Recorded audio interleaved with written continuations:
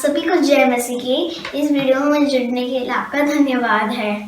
अगर आपने अभी तक हमारे चैनल को सब्सक्राइब नहीं किया है तो जल्दी सब्सक्राइब करें और साथ ही में बेल आइकन को भी दबाएं ताकि आप हमारे अपडेट्स और वीडियोस मिलते रहें।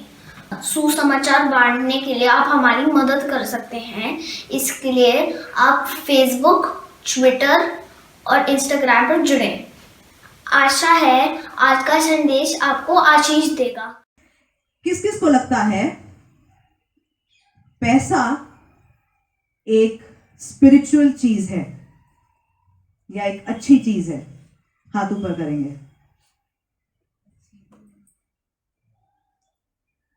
तो बाकी लोग जो पैसा कमा रहे हैं क्या कर रहे हैं? पाप कर रहे हैं। आप इन्हें का बुरी चीज है। मैं अगर पूछूंगी कि नशा करना किस किस को पसंद है, सीधा बोल दोगे बुरी चीज है। पसंद तो आती है लोगों को। पैसा पसंद है, अच्छी चीज है कि नहीं है? अच्छी चीज है। आपको पता है हमारे आशीष के लिए, गुड आंसर, हमारे आशीष का जो पहला जो रुकावट है, हमारे पैसे के बारे में जो सोच है ना, वो रुकावट है।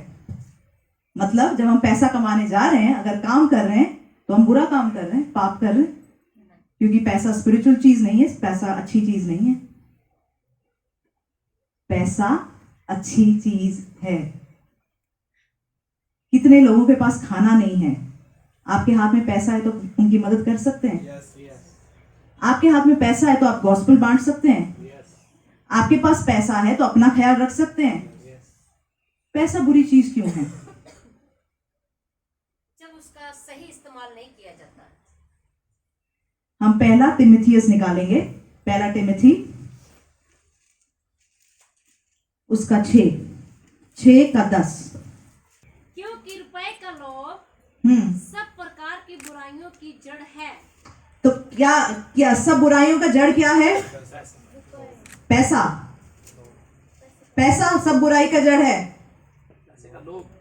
अभी वर्ष सुना, पैसे का लालच सब बुराई का जड़ है। पैसा सब बुराई का जड़ नहीं है, पैसे का लालच सब बुराई का जड़ है। अगर परमेश्वर नहीं चाहता था हम आशीषित हों तो उत्पत्ति में उसने आदम और हव्वा को आशीष क्यों दिया? सारी चीजें उनके नीचे क्यों करी? हम कई बार सोचते हैं पैसा या आशीष परमेश्वर की तरफ से नहीं है। जो हम काम करते हैं वो और चर्च या परमेश्वर और काम दो अलग चीजें हैं। जो हमारी आशीष है वो परमेश्वर की तरफ से आती है। परमेश्वर ने सबसे पहले आदम और हव्वा को आशीष दी। उनको बनाने से पहले ही उनकी आशीष बनी हुई थी। तो ये सोच पहले हम बदलें। पैसा अच्छी चीज है। बोलिए, पैसा अच्छी चीज है। परमेश्वर मुझे अमीर देखना चाहता है। परमेश्वर मुझे गरीबी से निकालना चाहता है। ये सोच अगर आप अपने दिमाग में रख लें, आप अपने जीवन को बदलता हुआ देखेंगे। अब ये वाला प्रीचिंग मैं क्यों लेके आई पैसे के बारे में? मैंने कुछ 2 हफ्ते पहले एक सपना देखा। मैंने सपने में देखा कि मेरे कोई फ्रेंड हैं, आप बैठ सकते हैं सिस्टर, कि मेरे कोई फ्रेंड है, उसके पास एक डुकाटी करके बाइक है। अब मुझे याद नहीं, मुझे पता है पास्टर को कोई बाइक पसंद है, मुझे मगर याद नहीं है नाम क्या है क्या नहीं है, मुझे ऐसे याद नहीं है। सपने में मैं क्लियरली देख रही हूँ वो बाइक डुकाटी बाइक है मेरे फ्रेंड के पास, और एक गाड़ी भी है उनके पास जो मुझे पसंद है। तो ये डुकाटी बाइक जो है मैं लेके अपनी फ्रेंड का डुकाटी बाइक लेती हूँ और वो चला रही हूँ, ग्रीन कलर का डुकाटी बाइक। अब मुझे ये भी नहीं पता कि डुकाटी बाइक ग्रीन कलर में आती है। परमेश्वर जब बात करता है ये इंटरेस्टिंग चीजें डाल देता है। तो ये जो उसने बच्चे ने टी शर्ट पहनी वैसी ग्रीन डुकाटी बाइक थी।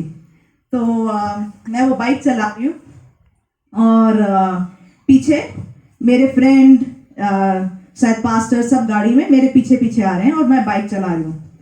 और क्या हुआ, ये बाइक तो मेरे फ्रेंड की है, मगर बाइक देख के मेरा मन करा ये बाइक तो मेरे को पसंद है, मुझे चाहिए।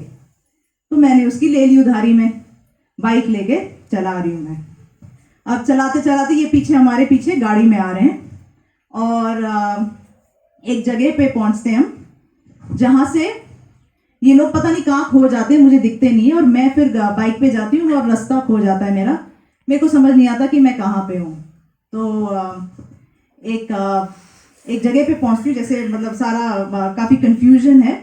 फिर एक घर पे पहुँचती हूँ, वहाँ पर मुझे मेरे जान पहचान का एक आदमी है। अब ये आदमी की ये स्टोरी है। ये आदमी एक प्रचारक है। ये ऐसे किसी प्रचारक के नीचे, जो अफ्रीका के पास्टर्स देखे आपने, पंजाब के लोगों को काफी पता होगा अफ्रीका के काफी पास्टर्स, तो ऐसा एक बहुत ही नामी पास्टर के नीचे ये आदमी एक्चुअली में काम करता है। तो मैंने सपने में इस आदमी को देखा और मैं बोलती ओहो ये तो अच्छी बात है, इसका घर यहाँ पर है, मेरी मदद कर देगा इनको ढूंढने में। तो मैं इनके पास जाती हूँ और बोलती हूँ मेरी वो मिल नहीं रहे हैं और मैं रास्ता भी खो गई हूँ, मेरी मदद कीजिए। तो वो आता है मेरे साथ और हम फिर से ऐसे ही भूल भुलैया में पहुँचते हैं।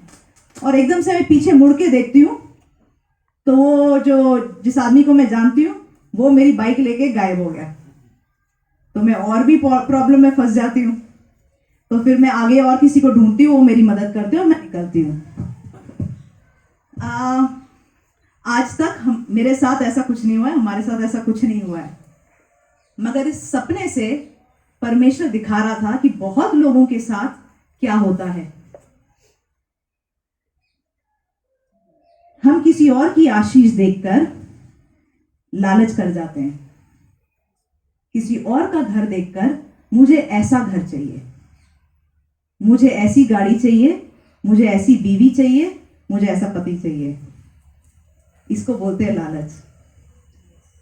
आशीष परमेश्वर देने को तैयार है, आपका अपना घर, आपकी अपनी गाड़ी, आपकी अपनी बीवी, आपका अपना पति। प्रॉब्लम तब हो जाती है जब किसी और का चाहिए होता है, उसको लालच बोलते हैं। पंजाब में दूसरा प्रॉब्लम क्या हो जाता है, ये जो आदमी था जिसको मैंने सपने में देखा, जब हम चर्च जाते थे बचपन में, जब मैं चर्च जाती थी तो ये जिस चर्च में जाती थी वो भी मतलब जो मैंने सीखा परमेश्वर के वचन से, काफ़ी बातें जो सीखी उसने भी सीखी। तो मैंने सोचा ये तो वचन को अच्छे से जानता है, तो ये अफ्रीकन पास्टर के क्या बोलते फंदे में कैसे फंस गया, क्योंकि अगर आप अच्छे से वचन को जानते हैं कई फंदों से बच जाते हैं। मैंने सोचा ये इस फंदे में कैसे मैं हमेशा ये सोचती थी। सपने में परमेश्वर ने मुझे समझाया कि वो उस फंदे में इसलिए फंसा क्योंकि उसके खुद के मन में लालच है। इसके बारे में मैं आपको आगे और समझाऊंगी कि कैसे ये प्रॉब्लम को समझे और उसमें से कैसे निकलें। ये वर्ड मैंने कुछ दिन पहले आपको एक्सप्लेन किया था, फेथफुल या वफादार। ये वर्ड कई दिनों से परमेश्वर मेरे दिल पे बात करे जा रहा है। वफादार का मतलब है जो एक ही चीज में कायम रहे। अगर हम बोले कोई अपने काम में वफादार है, मतलब वो हर रोज आता है, अपने काम को सही से करता है, चोरी नहीं करता, उसमें काम को छोड़ता नहीं है, उल्टे सीधे काम नहीं करता है, काम को वफादारी से करता है। आजकल आपने ये कहना भी सुना होगा, वफादार लोग नहीं मिलते। बाइबल में ऐसा लिखा है, वफादार लोग कहाँ हैं? परमेश्वर ढूंढता है उन वफादार लोगों को। वफादार का एक और क्या बोलते हैं डेफिनेशन है, कोई जो धोखा ना दे या धोखेबाजी ना करे, उसको वफादार बोलते हैं। एक पति या पत्नी को वफादार तब बोलते हैं वो अपने पति के साथ धोखा ना करे, या जो पति है वो अपनी पत्नी के साथ धोखा ना करे। तो इसका डेफिनेशन है वफादार। इस वर्ड को भी अपने दिल में ले लीजिए, क्योंकि वचन में ऐसा लिखा है, परमेश्वर वफादार है। परमेश्वर का जो ट्रेट या कैरेक्टरिस्टिक है वो है वफादार। आजकल जो धोखेबाजी है वो क्या हो गया है? स्टाइलिश। उसने तो दो दो रख ली, दिमाग में चलता है मैं भी दो रख पाऊं। मती 6 उसका 19 पढ़ेंगे, 19 से 21। अपने लिए पृथ्वी पर धन इकट्ठा ना करो, जहाँ कीड़ा और काई बिगाड़ते हैं, और जहाँ चोर सेंध लगाते और चुराते हैं, परंतु अपने लिए स्वर्ग में धन इकट्ठा करो, जहाँ ना तो कीड़ा और ना कोई बिगाड़ते हैं, और जहाँ चोर न सेंध लगाते और न चुराते हैं, क्योंकि यहाँ तेरा धन है वहाँ तेरा मन भी लगा रहेगा। आमेन। जहाँ तेरा मन है वहां, जहाँ तेरा धन है वहां तेरा मन भी लगा रहेगा। अगर तू पैसे के पीछे भाग रहा है, जहां भी पैसा है तू वहां भागेगा। अगर तेरा मन लड़की पे है, जहां पर भी लड़की है वहां तू भागेगा। अगर तेरा मन पावर पे है, जहां पर तेरे को पावर मिलेगी वहां तू भागेगा। हम कहां भागते हैं? क्या चीज हमको नचाती है? जहां तेरा धन है वहां तेरा मन है। कुछ लोग पता है कैसे कंट्रोल करते लोगों को? इस इंसान का धन क्या है पता चल जाए, फिर उसको नचाओ। बाइबल कहता है मगर यहां पर धन इकट्ठा करोगे तो कुछ रहने नहीं वाला। चाहे हम लोन लेके कपड़े खरीद लें शादी के लिए, वो 1-2 साल में उसमें कीड़े लगी जाएंगे। 24 पढ़ेंगे उसी का। कोई मनुष्य 2 स्वामियों की सेवा नहीं कर सकता, क्योंकि वह एक से बैर और दूसरे से प्रेम रखेगा, या एक से मिला रहेगा और दूसरे को तुच्छ जानेगा। तुम परमेश्वर और धन दोनों की सेवा नहीं कर सकते। आपको पता है कि जो यहाँ इंग्लिश की बाइबल में अगर पढ़ें, जो धन है उसका जो नाम है ना, उसको एक इंसान की तरह बुलाया जा रहा है, मैमन। धन एक भगवान है। तो ये बोलते या तो तुम धन की सेवा करोगे या परमेश्वर की, दोनों की नहीं कर सकते। मतलब तुम्हें जब चुनने को आएगा कि अभी तुम धन पकड़ोगे कि परमेश्वर को, तुम्हारे पास ये चॉइस रहेगा, तुम क्या करोगे। तुम 2 स्वामियों की सेवा नहीं कर सकते। पैसा आशीष परमेश्वर की तरफ से है, मगर आपका स्वामी कौन है? किसकी आराधना आप करते हैं? मैंने कुछ लोगों को देखा है, वो पैसा देख के हिल जाते हैं। मतलब क्या देख लिया, वो नोट को छू लें उनको मजा आ जाता है। ऐसे लोगों को देखा है मैंने।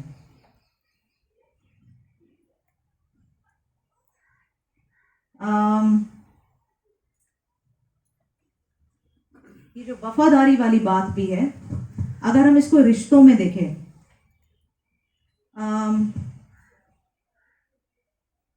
हम कई कॉल्स लेते हैं लोगों के, प्रार्थना के लिए हम उनके कॉल्स लेते हैं। कई सारे लोगों के पास, जिनके पास ये प्रॉब्लम होता है, वो बोलते हैं, या तो बोलते हैं मेरा पति वफादार नहीं है, या बोलते हैं मेरी बीवी वफादार नहीं है, या ऐसी जो कई लोगों के साथ इश्यूज होती हैं। कई बार परमेश्वर ने मुझे दिखाया है कि वो लोग परमेश्वर के साथ वफादार नहीं हैं। अगर हम मरियम और यूसुफ की कहानी देखें, मरियम को जिब्राइल आके बोलता है तू गर्भवती होगी। उसने कहा जैसा आप कहें वैसा अब आपके दास के साथ हो। उसने ये नहीं बोला मेरे को तो यूसुफ से शादी करनी है, या मैं अगर गर्भवती होगी लोग मेरे बारे में क्या बोलेंगे, मेरी इमेज खराब हो जाएगी, मैं नहीं कर सकती, मैं ये सेवा नहीं कर सकती। कई बार पता है चर्च में घुसने के लिए भी इमेज का प्रॉब्लम हो जाता है। अगर लोगों ने मेरे को चर्च में घुसते देख लिया तो बोलेंगे ये तो क्या है, सॉफ्ट आदमी है, इसमें जोर नहीं है। हीरोगिरी कम हो जाती है। होता है कि नहीं? लड़के बता सकते हैं, होता है कि नहीं? इमेज के साथ लड़के आना पड़ता है। आप किसके सामने झुकते हैं? यही बोलते हैं आपका परमेश्वर कौन है।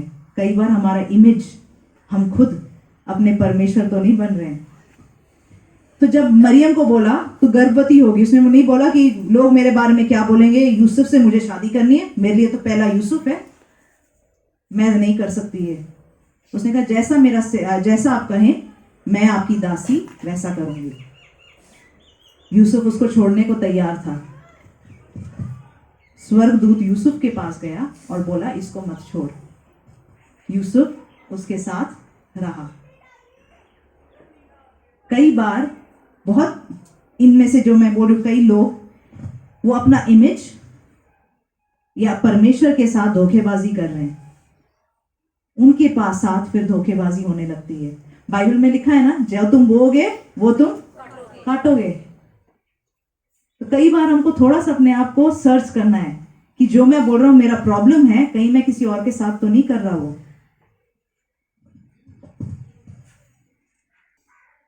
बाइबल में एक वर्स लिखा हुआ है, भजन संहिता 18 उसका 26, 25, 26। भजन संहिता 18 का 26 कोई पढ़ दीजिए। खुद के साथ तू अपने को शुद्ध दिखाता और ठेपे के साथ तू तिरछी बनाता है। टेपे के साथ, टेपे बोलते हैं उसको, इंग्लिश में उसको बोलते हैं क्रुकेड, चालू। जो चालू बनता है उसके साथ परमेश्वर उसको चालाकी से ही ठीक करता है। और पंजाबी में पढ़ दीजिए इसको, क्या कैसे लिखा है। ਸੁੱਧ ਲਈ ਤੂੰ ਆਪਣੇ ਆਪ ਨੂੰ ਸ਼ੁੱਧ ਵਿਖਾਵੇਂਗਾ ਅਤੇ ਹਾਠੇ ਲਈ ਤੂੰ ਆਪਣੇ ਆਪ ਨੂੰ ਹਾਠਾ ਵਿਖਾਵੇਂਗਾ। हाठा, हाठा। तो कई बार इंसानों को या जो हटे लोग होते हैं उनको लगता है सिर्फ हाटा मैं ही हूं, मगर परमेश्वर जो हाटा बनते हैं उनके साथ अपने आप को हाटा दिखाता है। हाँ, ठीक है। तो परमेश्वर के साथ हम चालाकी कोशिश ना करें, क्योंकि वो फिर वापस हमारे साथ करेगा। ठीक है। तो ये सिस्टर को जब भी फिर कुछ तंग होता है, कुछ प्रॉब्लम होता है, फिर वो वापस आती हैं। मगर ठीक है, परमेश्वर ने भी हमको बोला है तुझे फ्री में मिला है, फ्री में दे। तो हम भी वही करते हैं।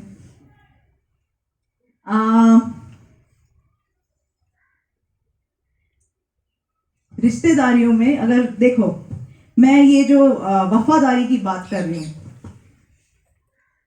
रिश्तेदारियों में भी अगर हम देखें, जो लोग पैसे को अपना भगवान मानते हैं, जिनके लिए पैसा बड़ा है, वो क्या करते हैं? पैसे के लिए गधे को बाप बना देते हैं और बाप को गधा। बाप के पास अगर पैसा नहीं है, बाप को गधा बना दिया, छोड़ा है। मगर अगर गधे के पास पैसा है, गधे के सामने नमस्ते कर देते हैं। क्यों? उनका भगवान पैसा है। जिसके पास पैसा, उधर झुक गए,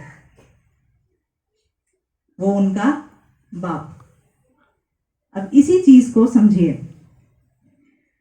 कई बार लोग जब अपने ऊपर, अपने जो ऊपर क्या बोलते हैं, मिनिस्ट्री चुनते हैं, ये जैसे बोलते हैं अपोस्टल। देखो, अपोस्टलिक मिनिस्ट्री ऐसी होती है, अपोस्टलिक मतलब उनके नीचे चर्चेज होते हैं, पास्टर्स होते हैं, अलग अलग मिनिस्ट्रीज होती हैं। वो एक कवरिंग की तरह होता है।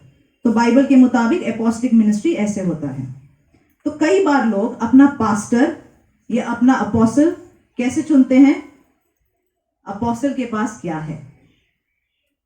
अगर इंसान को पावर पसंद है, तो सामने वाला अपोस्टल या पास्टर के पास पावर है, तो वो उनका पास्टर बन गया। सामने अपोस्टल या पास्टर के पास अगर पैसा है, तो वो उनका अपोस्टल बन गया। समझ रहे हैं? तो कई जो अपोस्टल्स हैं, वो लोगों को कैसे नचाते हैं? कितना पैसा है, सबको दिखाओ। सामने वाला क्या सोचेगा? मैं इसके पीछे चलूंगा तो मुझे भी उतना ही पैसा मिलेगा। मगर सपने में परमेश्वर मुझे क्या बोल रहा था कि ऐसे लोगों के पीछे जाओगे जो तुम्हारे पास डुकाटी बाइक है, शायद किसी और की लिए, तुमने किसी और की देखी, तुमने ली, वो तुम्हारी ले लेगा। अब समझ में आया क्यों जब पैसा है इतना दिखाया जाता है, क्यों जब पावर है इतना दिखाया जाता है? क्योंकि कहीं हमको तो नहीं पसंद है, ऐसे लोगों को हम तो नहीं अपने ऊपर पास्टर अपोस्टल बना लेते। ये हमारे शरीर की जो लालसाएं हैं उनके साथ खेल रहे हैं। जो इंसान पावरफुल लगता है, सबको रौब दिखाता है, लोगों को उनके पीछे जाके भाग के जाना अच्छा लगता है। क्यों? कुछ महान ही होगा ये। जो हलीम दिखते हैं उनके पीछे नहीं जाना अच्छा लगता। कौन है तू? वचन ऐसा कहता है, पृथ्वी पे सबसे हलीम आदमी कौन है? परमेश्वर ने एक बार एक आदमी के बारे में ऐसा बोला, नहीं, मूसा। परमेश्वर ने मूसा के बारे में ऐसा बोला, और उसके कितने चेले थे? लाखों लाखों। समझ रहे हो? परमेश्वर क्या देखता है? हलीमी। दाऊद के बारे में भी परमेश्वर ने क्या देखा? हलीमी। आज अगर मूसा हमारे सामने होता, क्या हम उसकी मिनिस्ट्री में जुड़ते? क्या हम उसको अपना अपोस्टल बनाते? बाइबल कहता है लोग उसका विरोध करने लग गए कि तू अपने आप को क्या महान समझता है। वचन कहता है वो गिर गया, फर्श पे गिर गया, नीचे गिर गया, दंडवत करके प्रार्थना करने लगा, परमेश्वर मदद कर मेरी। हमें क्या चीज की लालच है, वो हमको चलाता है। कई शादियों में क्या होता है? वफादारी होती है, शादी से पहले जो बेवफाई चालू हो जाती है। गलत इंफॉर्मेशन देके लोग सब जगह शादी कर लेते हैं। शादी.com पे फोटो किसी और की, या शादी.com पे 10 साल पहले की फोटो डाल देते हैं। शादी फिक्स हो जाती है तो बाद में देखते हैं अच्छा इसकी शक्ल कैसी है। या शादी.com पे फुल मेकअप डाल के, लाइटिंग चेंज करके, फोटोशॉप करके लड़की अपना फोटो डाल देगी। शादी फिक्स करने के बाद वो लड़की से मिलते हैं। बेवफाई अगर शादी से पहले शुरू हो गई तो ऐसा रिश्ता कैसे टिकेगा? हमारी वफादारी किसकी तरफ है? क्या हमारी वफादारी परमेश्वर और हमारे आसपास के लोगों की तरफ है, या हमारी वफादारी पैसे से है, पावर से है? किस चीज से वफादारी है? देखिए, मैं आपको ये बात समझा रही हूं, आशीष देने वाला परमेश्वर है, वो आशीष देना चाहता है, मगर ये कुछ बातें हमको अपने बारे में बदलनी है। अगर हमने पैसे को अपना परमेश्वर बनाया हुआ है, हम कैसे आशीष पाएंगे? समझ रहे हैं बात?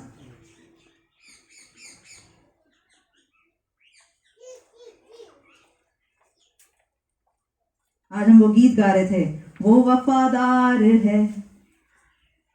ये बड़ा सुंदर गीत लगता है। कुछ हफ्तों से मेरे साथ लोग क्या बोलते हैं, बेवफाई करे जा रहे हैं, तो तब मैं ये गाती रहती हूँ, परमेश्वर तू वफादार है, हाँ तू ही प्यार है, साए में उसके सुकून कितना।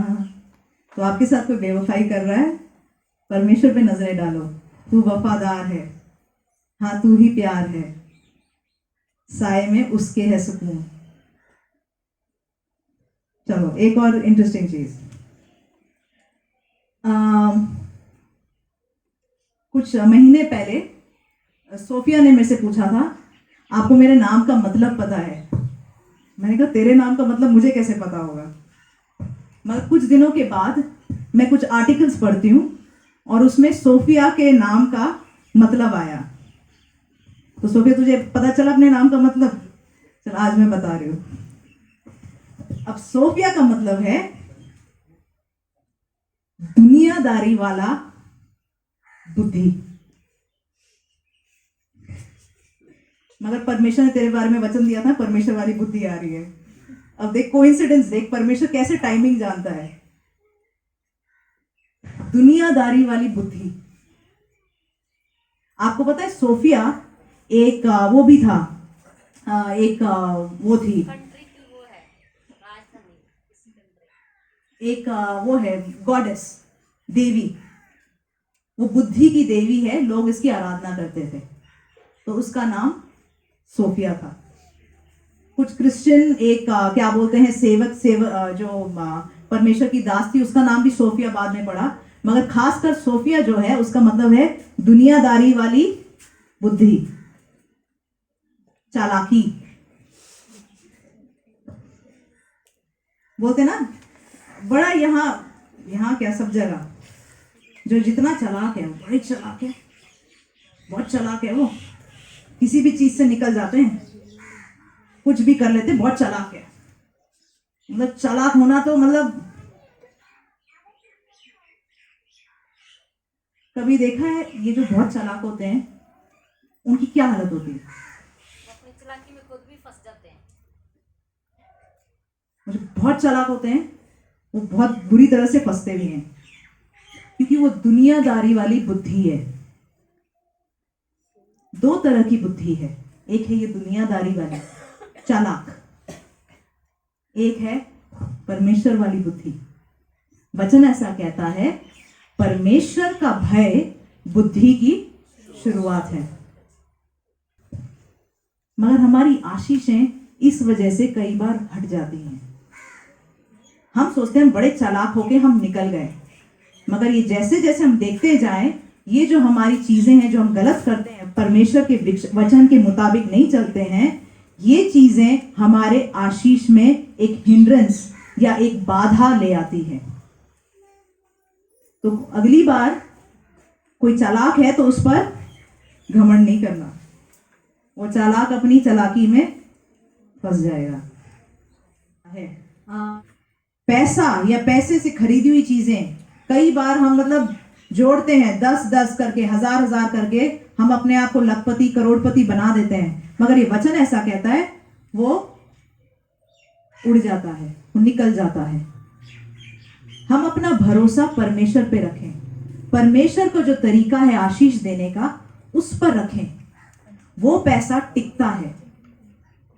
अगर वो पैसा टिका भी नहीं, परमेश्वर हमारे साथ खड़ा होता है जब हमारी जरूरतें होती हैं। और ये चीज मैं परमेश्वर ने मेरे जीवन में करते आए हैं और मैं उस एक्सपीरियंस से बोल रही हूं। 24 नीति वचन 24:3-4। घर बुद्धि से बनता है और समझ के द्वारा शिखर होता है। घर किससे? लोन लेने से बनता है, बुद्धि से। बुद्धि से बनता है। घर किससे बनता है? बुद्धि से। हाँ, आगे। ज्ञान के द्वारा कोठरियां सब प्रकार की बहुमूल्य और मनोहर वस्तुएं भी भर जाती हैं। मनोहर वस्तुएं भी भर जाती हैं। तो क्या परमेश्वर देना नहीं चाहता आपको सुंदर घर, मनोहर वस्तुएं देना चाहता है। उसके लिए बुद्धि मांगिए। सुलेमान ने बुद्धि मांगी, उसके पास ये सारी आशीषें थी। मैं ये नहीं बोल रही लोन मत लो, मगर हमारी सोच को तो बदलो। पैसा आएगा कहां से? जब परमेश्वर, बहुत ही इजी क्वेश्चन है, परमेश्वर का भय बुद्धि की शुरुआत है। परमेश्वर का भय खाओ, बुद्धि आएगी, बुद्धि आएगी, पैसा आएगा। चालाकी से नहीं आता पैसा, आता है तो निकल जाता है। कुछ साल के बाद ऐसे कर्जे में डूबे हुए अपने आप को नहीं पाएंगे।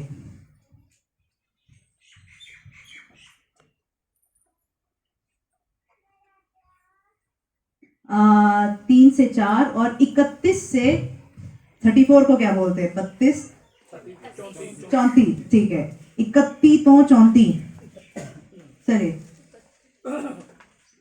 ਉਹ ਖੇਤ ਕੰਡਿਆਂ ਨਾਲ ਭਰਿਆ ਹੋਇਆ ਸੀ, ਘਾਹ ਫੂਸ ਹੱਦੋਂ ਵੱਧ ਉੱਗਿਆ ਹੋਇਆ ਸੀ ਅਤੇ ਚਾਰ ਦੀਵਾਰੀ ਠੱਠੀ ਹੋਈ ਸੀ। ਅਤੇ ਜੋ ਮੈਂ ਵੇਖਿਆ ਉਸ ਬਾਰੇ ਸੋਚਿਆ ਅਤੇ ਇੱਕ ਸਬਕ ਸਿੱਖਿਆ। ਥੋੜੀ ਜਿਹੀ ਨੀਂਦ, ਥੋੜੀ ਜਿਹੀ ਝਪਕੀ, ਕੰਮ ਤੋਂ ਥੋੜਾ ਜਿਹਾ ਆਰਾਮ, ਅਤੇ ਇੱਥੇ ਤੁਸੀਂ ਗਰੀਬ ਹੋ ਜਾਵੋਗੇ ਅਤੇ ਤੁਸੀਂ ਜ਼ਰੂਰਤਮੰਦ ਹੋ ਜਾਵੋਗੇ, ਜਿਵੇਂ ਕਿਸੇ ਡਕੈਤ ਦੁਆਰਾ ਲੁੱਟ ਲੈ ਗਏ ਹੋ। हाँ, तो कई बार कभी कभी दोपहर को जब मैं सोने लगती हूँ ये वर्ड्स आता है मेरे कान में। थोड़ी सी जबकि थोड़ी सी नींद, तुम क्या हो जाओगे? कंगाल हो जाओगे। हाँ। पैसा किससे आता है? परिश्रम से। कई बार हम सोचते हैं मैं ये वाला फॉर्मूला अपना लूंगा, इससे 100 लिया, उसको 10 दिए, 90 मेरे पास बचे, अब मैं अमीर हूं। मांगेगा तो उसको 20 वापस करूंगा, मेरे पास फिर भी 70 बचते हैं।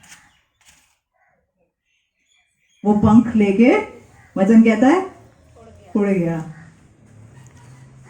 परिश्रम करो, आशीष चाहिए, परिश्रम करो। परमेश्वर ने जब आदम और हव्वा को बनाया, मैं ये सोचती हूँ परमेश्वर को काम से एक्चुअली प्यार है। परमेश्वर को काम से प्यार है। परमेश्वर ने आदम हव्वा बनाया, पूरी पृथ्वी बनाई, फिर भी आदम को बोला तू काम कर, फ्री में बैठ के नहीं खाएगा। वचन में ऐसा भी लिखा है, जो फ्री की रोटी खाता है वो क्या करता है? चोरी करता है। फ्री की रोटी खाना चोरी के इक्वल है, चाहे ये औरतों के लिए भी क्यों ना हो। कई बार क्या होता है, आदमियों को काम करना चाहिए, औरतों को नहीं सिखाया जाता काम करने चाहिए। चलो रोटी जैसे तैसे बन जाएगी, वो पति आके बना लेगा। वचन ऐसा कहता है फ्री की रोटी खाओगे तो वो चोरी के इक्वल है। औरतों को भी काम करना है। मानते हैं? काम बुरी चीज नहीं है, काम आशीष चीज है। मगर काम, इसके बारे में मैं बताऊंगी, जब श्रोता बन जाता है हमारा, वो बुरी चीज हो जाती है। मेरा नौकरी हट गया, ओहो मैं क्या करूं, मैं तो जिंदगी खराब हो गई, अब मैं कहां से जीऊंगा। मतलब आपका भरोसा कहां था? काम के ऊपर। हमारा श्रोता परमेश्वर है। काम एक तरीका है जिससे आशीष मिलती है। ये बैलेंस बड़ा जरूरी है।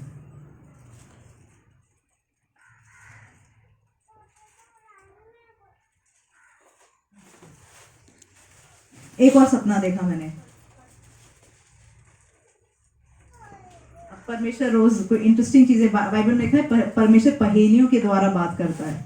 तो एक और सपना देखा मैंने देखा कि एक औरत एक घर ढूंढने गई, तो उसको एक बड़ा सा घर दिखा, और कोई आदमी उसमें से शिफ्ट आउट कर रहा है, शिफ्ट करके निकल रहा है उस घर में से।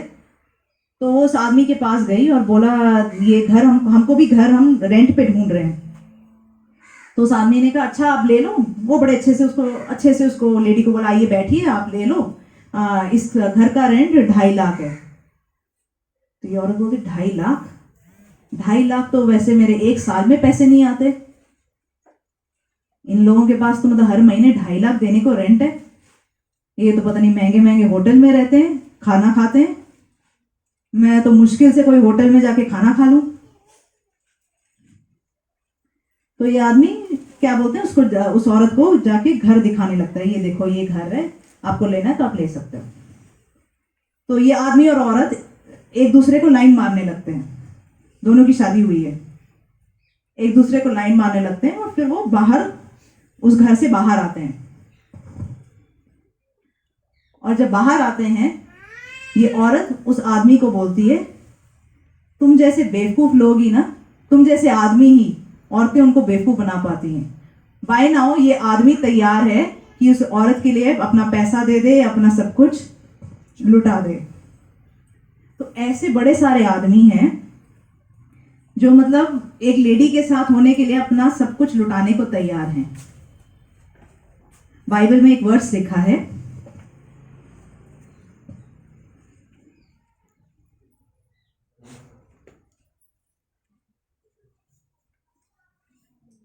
मैंने शायद लिखा नहीं है वो वर्स कहां पर है। ये वर्स ऐसा कहता है,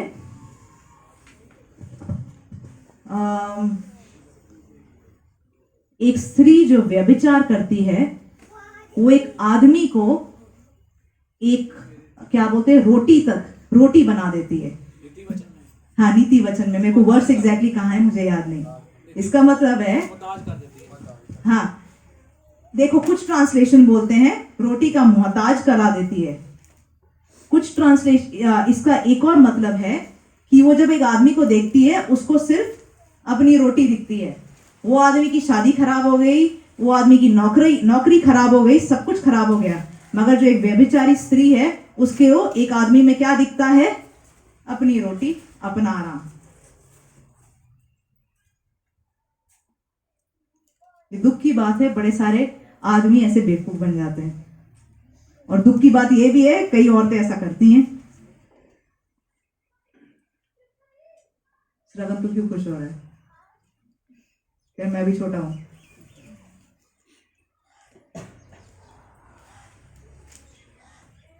हमारी ये सोच हम बदल दें। कई बार इस चीज को भी हम सोचते हैं कितनी चालाक लड़की है, उस अमीर आदमी को पटा के ले गई।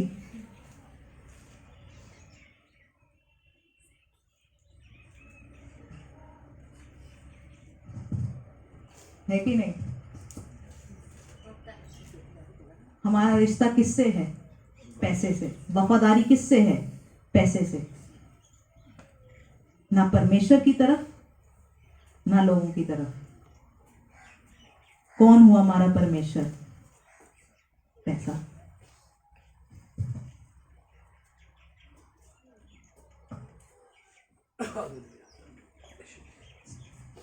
एक बड़ा ही स्कैरी चीज है अगर ये किसी के साथ हो जाए।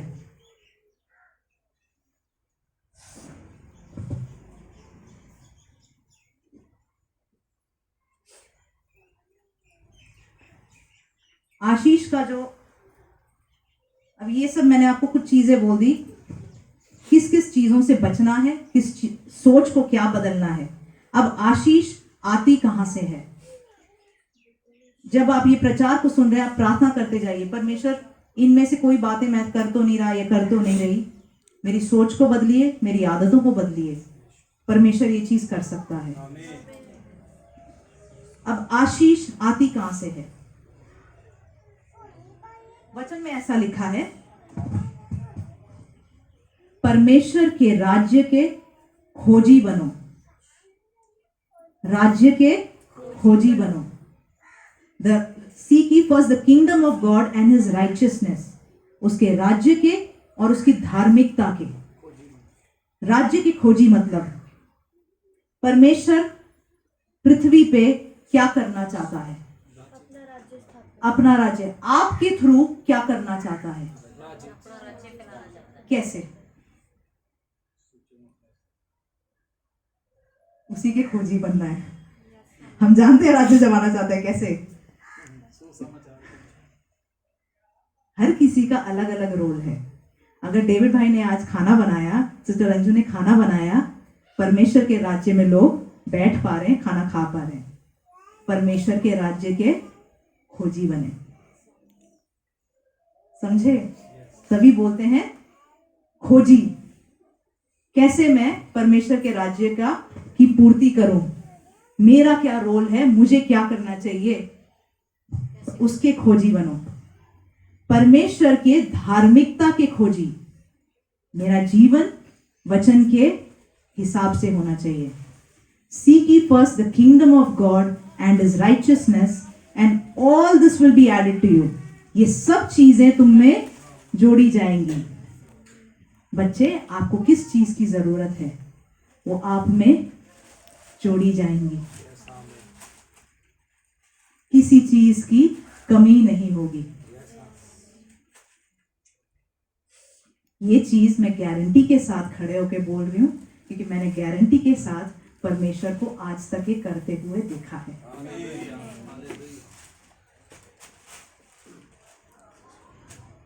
वचन ऐसा कहता है ना, the Lord is my shepherd, I shall not want.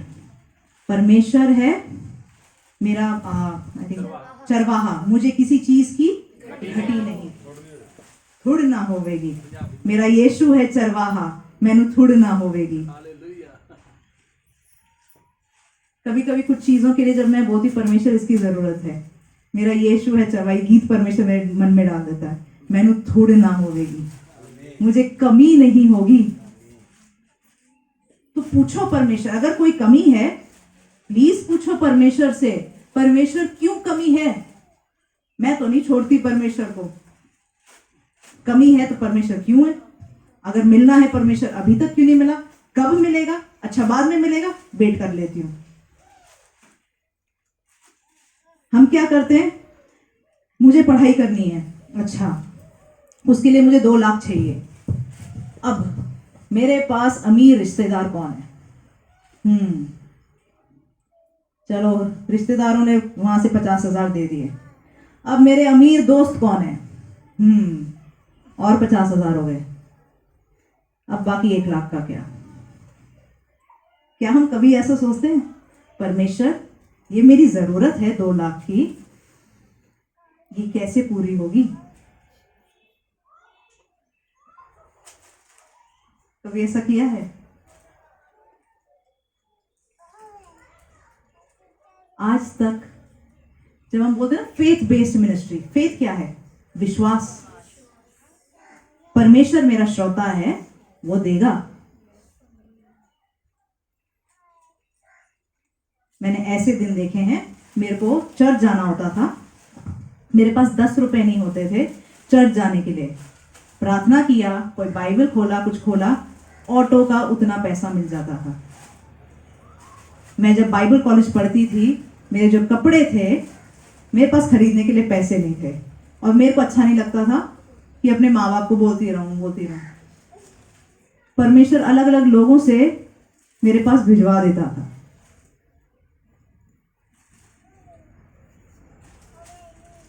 परमेश्वर ने इतना किया है। मैं कई बार दुकानों में जाती हूँ, कोई चीज मैं देखती हूँ और मैं सोचती हूँ, ये कई बार होता है कि ये मुझे खरीदने का मन है, या तो टाइम नहीं मिलता, कभी निकल जाना पड़ता है, वो मेरे पास पहुंच जाता है। कुछ दिन पहले एक छोटा सा एग्जाम्पल बताती हूँ। कुछ दिन पहले हम एलिशा के बर्थडे के दिन केक लेने जा रहे थे, तो मैंने वहां देखा ये चॉकलेट का ऐसा इतना बड़ा डब्बा पड़ा था, और मैंने सोचा अर्सला को भी खुश कर देती हूँ एलिशा के बर्थडे पे, उसको चॉकलेट का ये बॉक्स खरीद देती हूँ। फिर मैंने सोचा चॉकलेट खाएगी, दांत में उसके लगेगा, दांत खराब होंगे, मैं सोचा छोड़ो। और हम दुकान से निकलने लग गए, और वो दुकान वाले अंकल ने वही चॉकलेट का बॉक्स लेके बोला एलिशा के लिए। हमने कहा वो तो खाती नहीं है, मैं कोई बात नहीं, बड़ी वाली खा लेगी।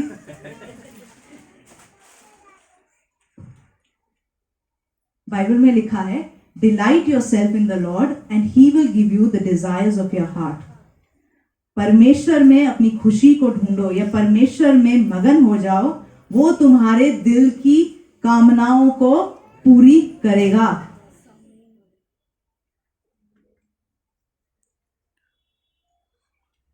क्या लगता है आपको, जब परमेश्वर आपको देखता है, आप अगर अपने बच्चे को देखते हैं, आपको तरस आता है अगर वो जरूरत में है, अगर उसकी हालत खराब है, तरस आता है अपने बच्चे पे। वो कैसे आपको उस हालत में देख के परमेश्वर छोड़ सकता है। और अगर आपकी ऐसी हालत है जो देखकर तरस आने वाली हालत है, कहीं तो प्रॉब्लम है। पूछो परमेश्वर से, क्या रोक रहा है मेरी आशीष को, परमेश्वर जवाब देगा। हालेलुया। क्या कोई श्राप है या कोई और बात है, क्यों मेरी आशीष नहीं है। मगर समझिए, आशीष का श्रोता परमेश्वर है, अमीर करने का श्रोता परमेश्वर है। हमारी नौकरियां, हमारी चालाकी, हमारे रिश्तेदार, हमारे आस पड़ोसी, कोई नहीं है। वचन ऐसा कहता है, मैं अपनी नजरें ऊपर को उठाऊंगा, मेरा मददगार परमेश्वर है। हम अपनी नजरें कहां उठा के रख रहे हैं, किस पर उठा कर रख रहे हैं।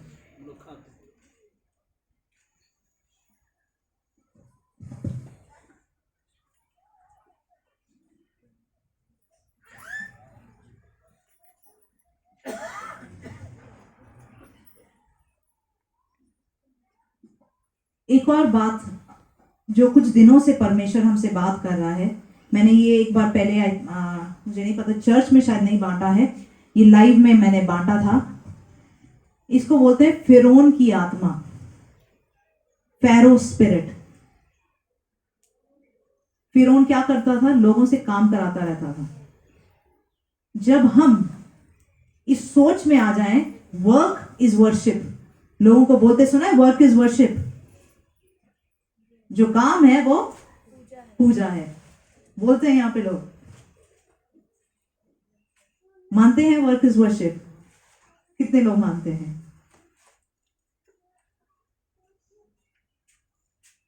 ओके, सॉरी आपने हाथ उठाया, मगर ये जो सोच है ये सही सोच नहीं है।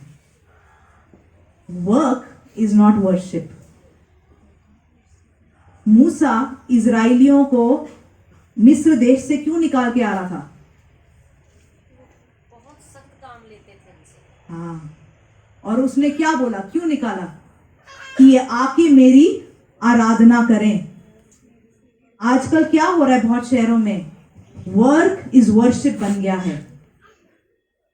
परमेश्वर को काम अच्छा लगता है, परमेश्वर काम पे ही आशीष देता है, पे ही नहीं, परमेश्वर काम पे आशीष देता है, मगर काम कभी भी हमारा श्रोता ना बन जाए।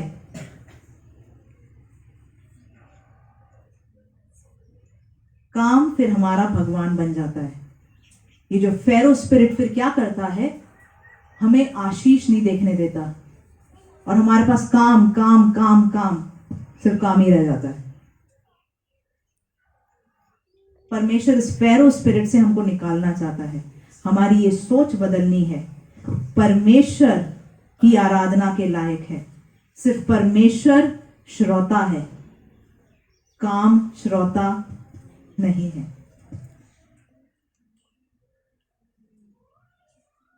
इजरायली जब वहां से आए, वो अपने साथ सोना और बहुत कुछ लेके आए, काम छोड़ के आए, मगर हाथों में इस फिरौन की आत्मा के ऊपर, हमारे ऊपर से हटे कि मैं जो करूंगा उससे मैं अमीर बनूंगा।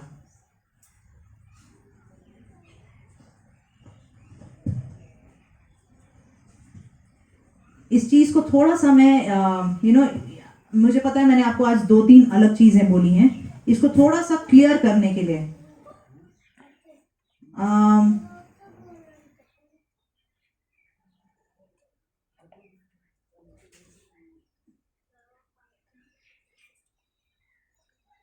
एक क्वेश्चन है।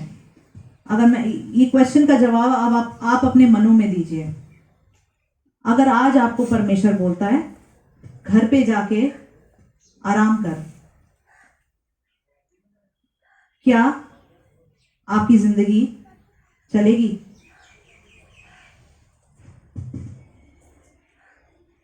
क्या आपकी जिंदगी चलेगी? कितने बोलते हैं हाँ चलेगी? कितने बोलेंगे नहीं चलेगी? चलो इसी चीज को मैं थोड़ा क्लेरिफाई करती हूँ।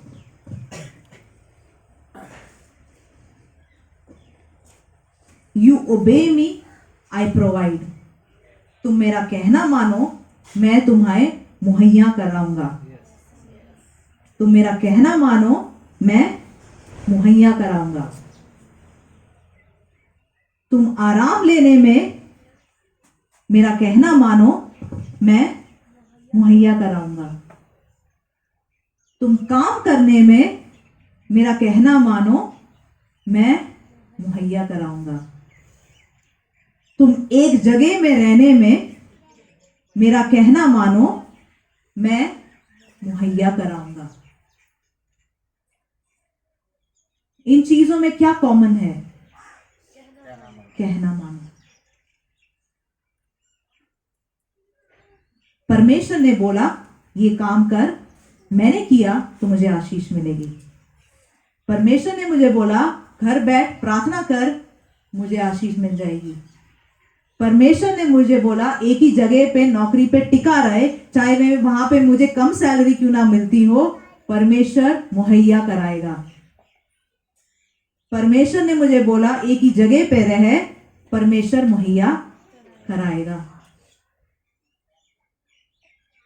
कई बार क्या होता है, किसी और जगह पे अच्छा वहां पे आशीष मिल सकती है, अच्छा वहां पे अच्छा पैसा मिल सकता है, हम क्या करते हैं एक जगह से दूसरे जगह कूदने लगते हैं। उसका कहना मानो, वो मुहैया कराएगा। परमेश्वर अगर बोलता है एक जगह पे टिके रहो, वहां टिके रहो, वो मुहैया कराएगा। समझ रहे हैं? इसमें क्या है, हम काम को अपना परमेश्वर नहीं बना देते, परमेश्वर को उसकी जगह देते हैं। जैसा वो बोलता है वैसा हम करते हैं तो हमारे पास आशीष आती है।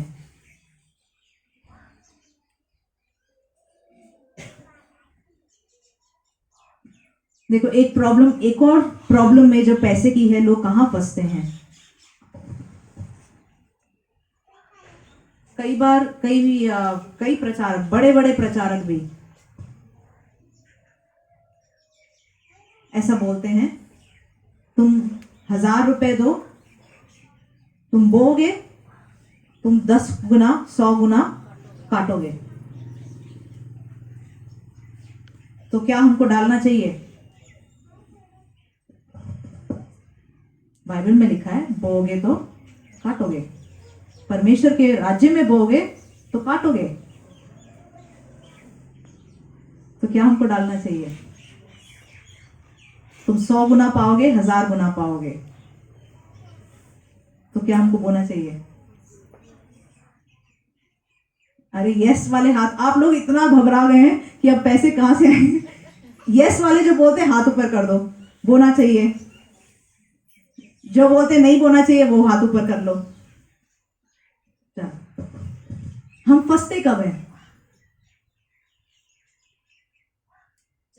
ये भी एक लालच है कि हम उतना डाल देंगे तो उतना मिल जाएगा। हाँ, एक और बात है, इसको हम एक इन्वेस्टमेंट स्कीम की तरह देखते हैं। अच्छा, 100 डालूंगा 1000 मिलेंगे, ये तो अच्छा है। तू भी 100 रुपए निकाल दे मुझे, 200 डाले, 2000 तो मिलने चाहिए। कई बार प्रचारक भी बोलते हैं। अगर हम ऐसी जगह पे गए जहां बड़ा, मतलब ये हमारा थोड़ा सा अभी क्या बोलते हैं, हम्बल बोलेंगे, हलीम जगह है, एक बहुत ही मतलब अमीर वाला हॉल, सबसे हाई फाई स्पीकर, सबसे मतलब सब कुछ हाई फाई। अगर मैंने तब आपको बोला 10,000 डालो, डाल देते हैं? ये इसकी तरह हालत हो जाएगी हमारी। चर्च जैसा चर्च है वैसे ही हमारा भी हालत हो जाएगा। एक प्रचारक भी वैसा ही करते हैं। ये बोल रहा है, ये इतना अमीर है, इसने बोल दिया तो मेरे पास पैसे आ ही जाएंगे। ऐसा जजमेंट करते हैं कि नहीं? हम ऐसी सोच रखते हैं कि नहीं? हम सामने वाले प्रचारक को देख के नाप तोल करते हैं, उसके अकॉर्डिंग ऑफरिंग डालते हैं। बड़ा प्रचारक है, इसको 1000 रुपए मिलने चाहिए। छोटा प्रचारक है, ये तो 50 रुपए में भी खुश हो जाएगा, हमें कितना वापस मिलेगा कुछ पता नहीं। इसके पास ज्यादा आशीष लग रही है, इसके मिनिस्ट्री में डालूंगा तो मेरे पास, मैं उसके जैसा अमीर बन जाऊंगा। सोच है कि नहीं ऐसी? अभी समझ में आ रहा है प्रचारक कैसे बेवकूफ बनाते हैं। बाइबल में लिखा है, जितना अपने मन में ठान लिया है इतना करो। पवित्र आत्मा बहुत जरूरी है इस चीज के लिए।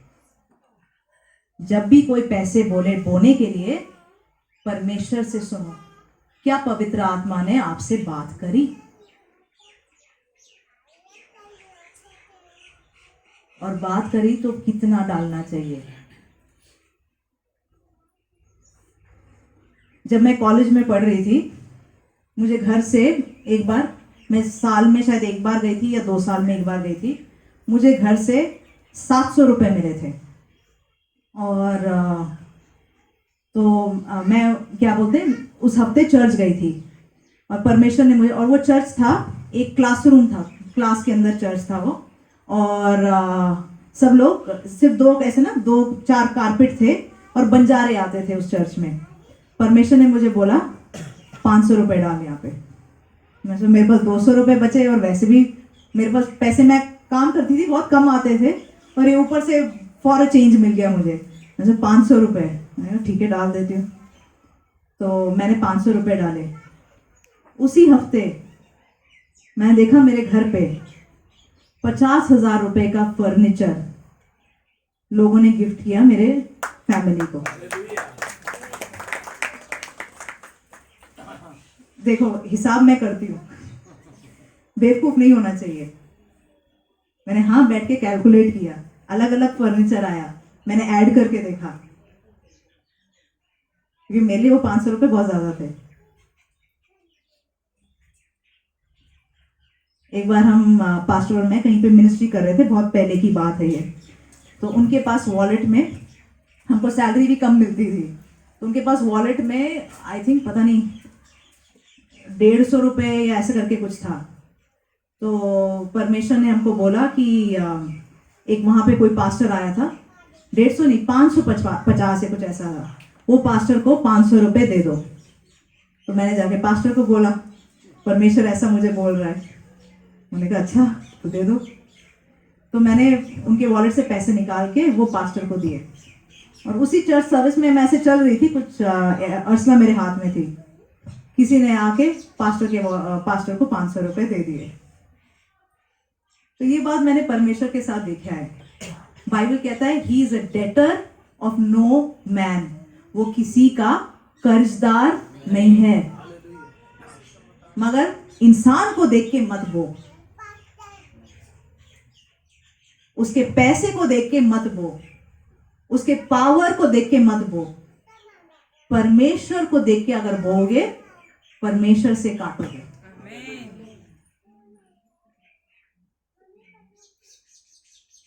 ये बात भी मैं गारंटी के साथ कह रही हूँ, क्योंकि परमेश्वर ने मेरे साथ किया है।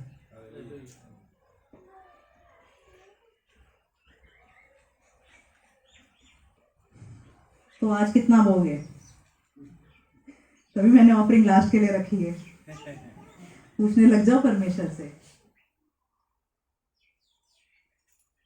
और देखो परमेश्वर बात करता है, क्या करता है।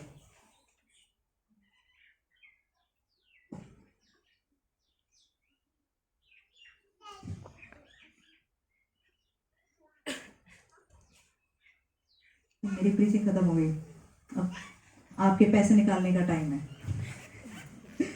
आइए हम प्रार्थना करेंगे, हम एक गीत में जाएंगे, और जो पवित्र आत्मा आपको कहता है, आप सबसे पहले परमेश्वर के पास आओ। परमेश्वर मेरी ये जरूरत है। ये जो पैसा है ना, ये एक बीज है। कितने लोगों ने सेब खाया है? सेब, संतरे,